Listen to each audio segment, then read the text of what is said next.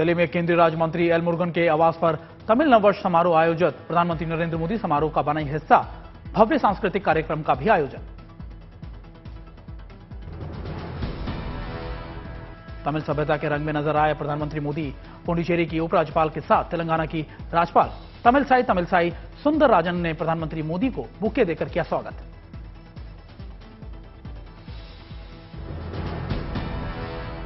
कार्यक्रम में दिखलाई गई मंदिरों की झलक के साथ तमिल संस्कृति। भारी संख्या में पहुंचे तमिल मूल के लोग।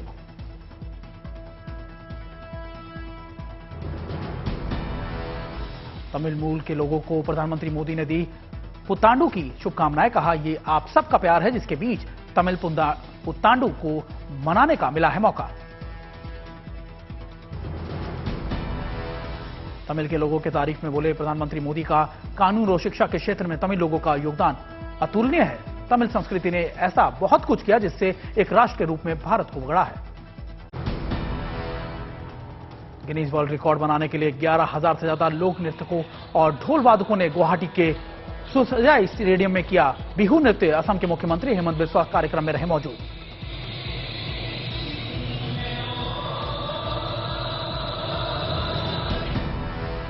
शुक्रवार को असम में धूमधाम से मनाया जाएगा रोगाली बिहू उत्सव। प्रधानमंत्री नरेंद्र मोदी के सामने 11,000 कलाकार करेंगे बिहू नृत्य। असम की लोक संस्कृति की दिखाएंगे झलक।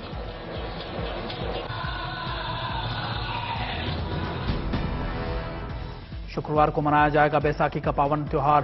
कृषि पर्व के रूप में सिख समुदाय के लोग मनाते हैं जश्न। फसल काटकर नए साल का करते हैं स्वागत। पंजाब के बाजारों में बैसाखी की छाई रौनक। लोग कर रहे हैं जमकर खरीदारी। मेले का आनंद उठा रहे हैं लोग। शुक्रवार को डॉक्टर भीमराव अंबेडकर जयंती पर सरकारी दफ्तरों में रहेगी छुट्टी। तेलंगाना में सीएम राव करेंगे अंबेडकर की 125 फीट ऊंची कांस्य प्रतिमा का अनावरण। रोजगार के मोर्चे पर आई गुड न्यूज। प्रधानमंत्री मोदी के हाथों से 71,000 युवाओं को मिलेगा नियुक्ति पत्र। रोजगार मेले में वीडियो कॉन्फ्रेंसिंग के जरिए शामिल हुए प्रधानमंत्री मोदी। कहा, देश में नए अवसरों के द्वार खुल गए हैं। 70,000 से ज्यादा युवाओं को केंद्र सरकार के विभिन्न विभागों में सरकारी नौकरी मिली है। पीएम ने कहा कि स्टार्टअप्स को लेकर युवाओं में जबरदस्त उत्साह। भारत की अर्थव्यवस्था तेजी से आगे बढ़ रही है। पीएम मोदी ने कहा कि विकसित भारत के संकल्प के लिए सरकार प्रतिबद्ध। देश में तेजी गति से हो रहा है विकास। शुक्रवार को असम के दौरे पर जाएंगे प्रधानमंत्री मोदी। गुवाहाटी में 3 मेडिकल कॉलेज और एम्स का करेंगे उद्घाटन। असम में 14,300 करोड़ की योजनाओं को प्रधानमंत्री मोदी दिखाएंगे हरी झंडी। गुवाहाटी हाईकोर्ट के प्लेटिनम जुबली समारोह में भी होंगे शामिल। पीएम मोदी ने जलियांवाला बाग की बरसी पर शहीदों को दी श्रद्धांजलि। लिखा, उनकी कुर्बानी से हमें मजबूत भारत बनाने की मिलती है प्रेरणा।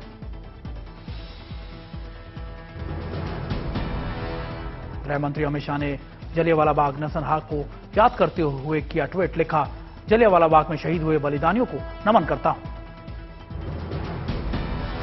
जम्मू कश्मीर की सुरक्षा की समीक्षा को लेकर अमित शाह ने की अहम बैठक। एलजी मनोज सिन्हा और एनएसए अजीत डोभाल रहे मौजूद। जम्मू कश्मीर में होने वाले G20 समिट को लेकर भी की गई चर्चा। सीपीआई नेता डी राजा से मिले नीतीश कुमार। कहा, सभी धर्मनिरपेक्ष ताकतों का एक साथ आना है जरूरी।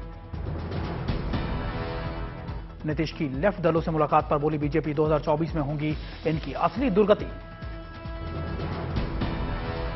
सीएम अशोक गहलोत के खिलाफ बगावत पर पायलट की पार्टी में पेशी। खड़गे की राज्य प्रभारी और वेणुगोपाल से की मुलाकात। मानहानि केस में राहुल गांधी की अर्जी पर सूरत सेशन कोर्ट ने फैसला रखा सुरक्षित। 20 अप्रैल को कोर्ट सुनाएगा अपना फैसला।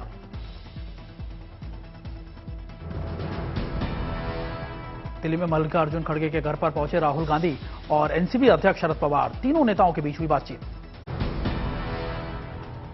उमेश पाल हत्याकांड में सबसे बड़ा एक्शन। यूपी के झांसी में अतीक के बेटे असद का एनकाउंटर। शूटर गुलाम को भी यूपीएसटीएफ ने किया ढेर।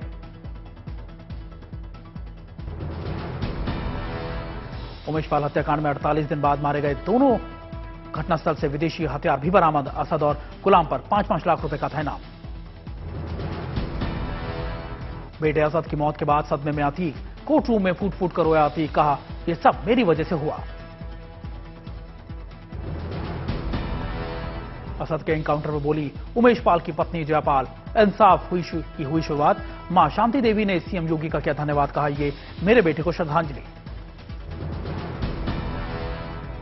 डिप्टी सीएम केशव प्रसाद मौर्य ने एनकाउंटर पर जताई खुशी, कहा यह नए भारत का नया उत्तर प्रदेश है। यूपी एसटीएफ को उनकी सफलता पर बधाई।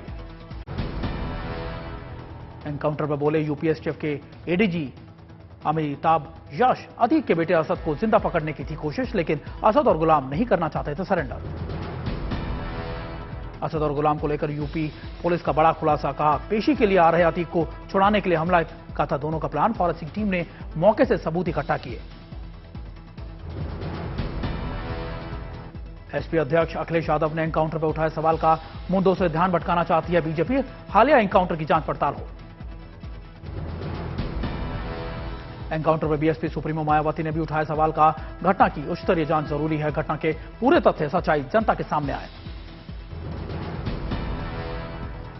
एआईएमआईएम चीफ असदुद्दीन ओवैसी ने भी साधा निशाना, कहा कानून की जड़ की उड़ा रहे हैं धज्जियां, गोली से इंसाफ होगा तो जज क्या करेंगे, मजहब के नाम पर करते हैं एनकाउंटर।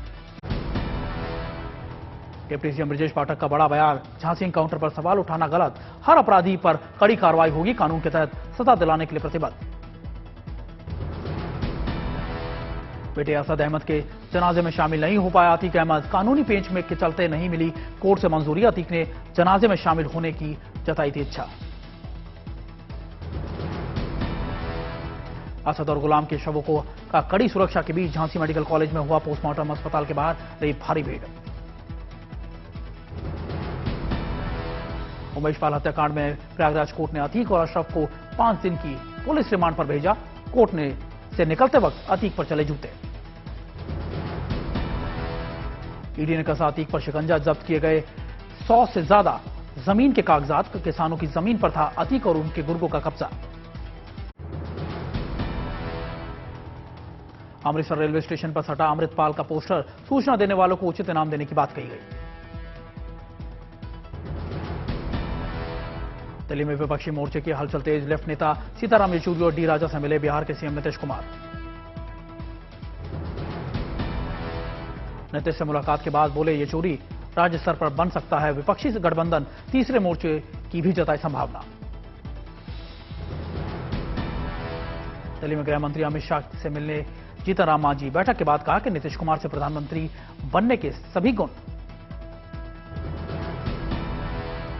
अमित शाह से मुलाकात पर सियासी अटकलों पर जीतन राम मांझी ने किया खारिज, कहा मैंने कसम खाई है कि मैं हमेशा नीतीश कुमार के साथ रहूंगा। पाकिस्तान की तरफ से पंजाब में ड्रोन से गिराए गए हथियारों की खरीद फरोख्त में शामिल था अतीक और अशरफ, यूपी पुलिस की रिमांड कॉपी में खुलासा। टीएमसी सांसद महुआ मोइत्रा ने भी असद और गुलाम के एनकाउंटर पर उठाए सवाल, कहा यह पूरी तरह से कानून का माहौल, यह जंगल राज की परंपरा। मीडिया के सामने आई उमेश पाल की पत्नी जयपाल और मां, एनकाउंटर के बाद परिवार की सुरक्षा को लेकर जताई आशंका, बाकी लोगों को भी सजा की मांग की। खालिस्तान समर्थक और भगौड़े अमृतपाल की तलाश में तेज, राजस्थान के हनुमानगढ़ बड़ा सर्च ऑपरेशन। राजस्थान के डीजीपी उमेश मिश्रा का बयान, केंद्रीय एजेंसियों से मिली जानकारी के में तलाशी जारी। के पीएम ऋषि सुनक से की फोन पर बातचीत, भारत विरोधी तत्वों पर जोर, व्यापार और आर्थिक क्षेत्र में विकास के कई मुद्दों पर भी की गई चर्चा। दिल्ली में नीतीश की सियासी कवायद पर बोले बीजेपी सारे भ्रष्टाचारियों को का मिलन, 7 पार्टी मिलकर हमें बिहार में नहीं हराएंगे। कोलकाता में सीएम ममता बनर्जी ऑडिटोरियम का किया उद्घाटन, अलीपुर और आसपास के लोगों को होगी इससे सुविधा। सिलीगुड़ी में एसएससी स्कैम के खिलाफ democratic youth federation of India का प्रदर्शन, पुलिस ने रास्ते में लगाए बैरिकेड। अयोध्या में राम जन्मभूमि सुरक्षा समिति ने सुरक्षा एजेंसियों के साथ की बैठक, परिसर की सुरक्षा व्यवस्था को हाईटेक बनाने पर हुई चर्चा।